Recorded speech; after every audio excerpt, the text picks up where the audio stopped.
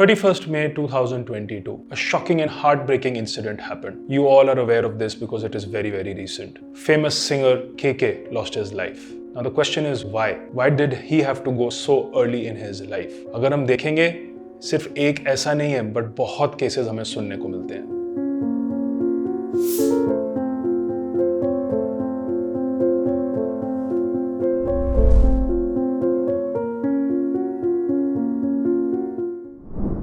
I'm Vaibhav Garg and I welcome you to another episode of Guide My Health. आज इसी case के बारे में हम चर्चा करेंगे एंड जानने की कोशिश करेंगे, समझने की कोशिश करेंगे कि कैसे एक हेल्दी लाइफस्टाइल हमें जीनी चाहिए. Today I have in conversation with me Dr. Arvind Kumar, a renowned endocrinologist in India, who will help us understand the case. And today we'll find out what are the possible reasons for the demise of singer KK. Hi everyone, my name is Dr. Arvind Kumar and today I will discuss what is myocardial infarction, what are the causes of myocardial infarction and how to prevent it. जैसे आपने सुना होगा recently एक बहुत ही popular singer KK, उनकी death हो गई, sudden cardiac death हो गई. ऑटोप्सी पे पता चला कि it was a cardiac arrest यानी कि मायोकार्डियल इंफार्क्शन. तो आज हम डिस्कस करेंगे कि मायोकार्डियल इंफार्क्शन क्या होता है. मायोकार्डियल इंफार्क्शन है कि जो हमारा हार्ट है उसकी ब्लड सप्लाई एकदम से सडनली ब्लॉक हो जाना, और जैसे ही ब्लड सप्लाई बंद होती है तो हार्ट की मसल्स काम करना बंद कर देती हैं, और अगर हार्ट काम करना बंद कर दे तो हार्ट के जो पंपिंग एक्शंस हैं वो रिड्यूस हो जाते हैं या बिल्कुल बंद हो जाते हैं, जिससे कि ब्रेन के अंदर ब्लड सप्लाई बिल्कुल बंद हो जाती है और हमारे वाइटल फंक्शंस स्टॉप हो जाते हैं. ये है मायोकार्डियल इंफार्क्शन. अब हम समझते हैं कि मायोकार्डियल इंफार्क्शन कैसे होता है, क्या इसके रिस्क फैक्टर्स हैं. तो मायोकार्डियल इंफार्क्शन ब्लड वेसल्स की ब्लॉकेज की वजह से होता है. और ये ब्लॉकेज होती क्यों है? ये ब्लॉकेज होती है कि ब्लड वेसल के अंदर बैड कोलेस्ट्रॉल डिपॉजिट होके धीरे धीरे ग्रो करता है, जिसे हम कहते हैं एथ्रोमा प्लाक. और ये एथ्रोमा प्लाक उस ब्लड वेसल को बिल्कुल बंद कर देता है और कई बार ये रप्चर हो जाता है.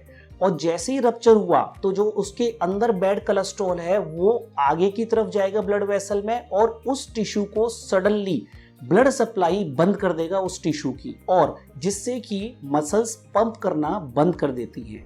Myocardial infarction. This was the most probable cause for KK's death. This is a cardiovascular disease. मैं आपके साथ एक फैक्ट शेयर करने जा रहा हूँ जिससे आप शॉक हो जाएंगे. इंडिया में हर साल 30 lakh people get heart attacks, of which 15 lakh people are dying. And believe it or not, इसमें से 15% people are not even making it to the hospital alive. Isn't it shocking? So, aren't there any preventive measures that can be taken to prevent these diseases? Well, the answer is yes. But for that, let us first try and understand the symptoms associated with this disease. अब इसके risk क्या हैं? क्यों वो cholesterol deposit होता है? इसके risk हैं मल्टीपल रिस्क फैक्टर्स, जिसे कि हम मॉडिफाइबल कह सकते हैं और नॉन मॉडिफाइबल. मॉडिफाइबल वो है जो कि हम चेंज कर सकते हैं, वो ज़्यादा इंपॉर्टेंट है. उनसे हम प्रिवेंट कर सकते हैं चीज़ों को, मायोकार्डियल इंफार्क्शन को प्रिवेंट कर सकते हैं. तो मॉडिफाइबल रिस्क फैक्टर में आता है स्मोकिंग.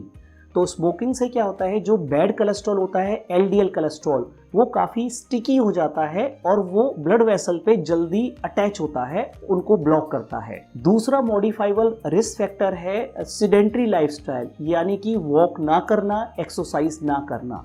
तो there is a cholesterol known as a good cholesterol HDL, जो कि ज़्यादा होना चाहिए, और वो ज़्यादा होता है more and more of physical activity से. और अगर फिजिकल एक्टिविटी कम है तो वो भी कम हो जाएगा. तो इसका मतलब है कि अगर एचडीएल कम है तो बैड कोलेस्ट्रॉल को ज़्यादा मौका मिलता है ब्लड वेसल्स को ब्लॉक करने का. तो दूसरा मॉडिफाइबल रिस्क फैक्टर होता है सेडेंटरी लाइफस्टाइल. और इसके रिस्क फैक्टर है modifiable uncontrolled hypertension, uncontrolled blood pressure, uncontrolled diabetes. Diabetes में एथ्रोमेटस प्लाक और बढ़ता है. डायबिटीज को आप ये मान सकते हैं कि ये मायोकार्डियल इंफार्क्शन यानी कि कॉरोनरी आर्टरी डिजीज के इक्विवेलेंट वाली चीज है, कि डायबिटीज जिसको पहले नहीं हुआ है और उसका अनकंट्रोल शुगर है, तो आप मान के चलिए कि उसको कॉरोनरी आर्टरी डिजीज होगी, चाहे साइलेंट डिजीज होगी. और इसके रिस्क फैक्टर होते हैं नॉन मॉडिफाइबल. नॉन मॉडिफाइबल जैसे कि फैमिली हिस्ट्री, जेनेटिक्स, तो उनको हम मॉडिफाई नहीं कर सकते हैं. तो ये हैं risk factors for myocardial infarction.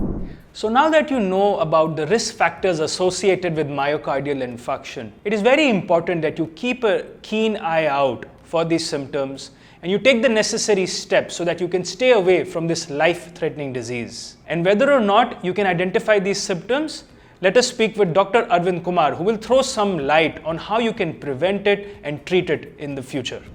अब इनको सिम्टम्स हम कैसे रिकॉग्नाइज करें मायोकार्डियल इन्फार्क्शन के? तो सबसे इंपॉर्टेंट सिम्टम होता है चेस्ट पेन।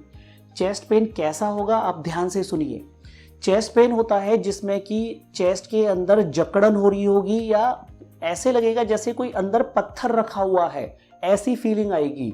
और ये usually centre of the chest में होता है और जो कि ट्रेवल कर सकता है हमारे लेफ्ट आर्म और फोर आर्म के ऊपर। उसके साथ और जो सिम्टम्स आते हैं वो है स्वेटिंग, पसीना आएगा क्योंकि अंदर एक स्ट्रेस चल रहा है, स्ट्रेस की वजह से स्वेटिंग होगी। तीसरा सिम्टम हो सकता है ब्रेथलेसनेस, अनएक्सप्लेन्ड ब्रेथलेसनेस होगी, या फिर ये भी हो सकता है कि पैल्पिटेशंस हो रही हो और एक सेंस आती है घबराहट की, यानी कि कुछ बुरा होने वाला है। That is a type of a sense in myocardial infarction, एक बेचैनी सी होगी। तो इन सिम्टम्स को रिकॉग्नाइज करना बहुत जरूरी है। क्यों?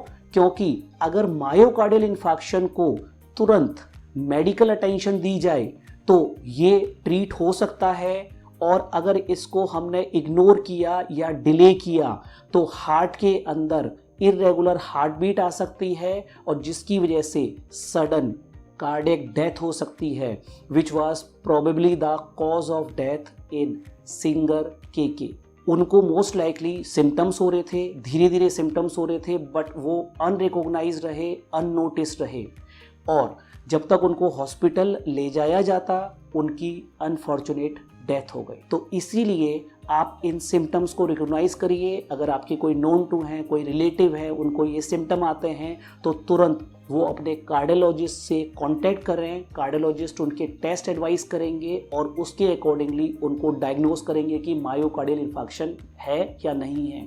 और कंसीडर करिए MI is a medical emergency, इसको बिल्कुल इग्नोर नहीं करना है।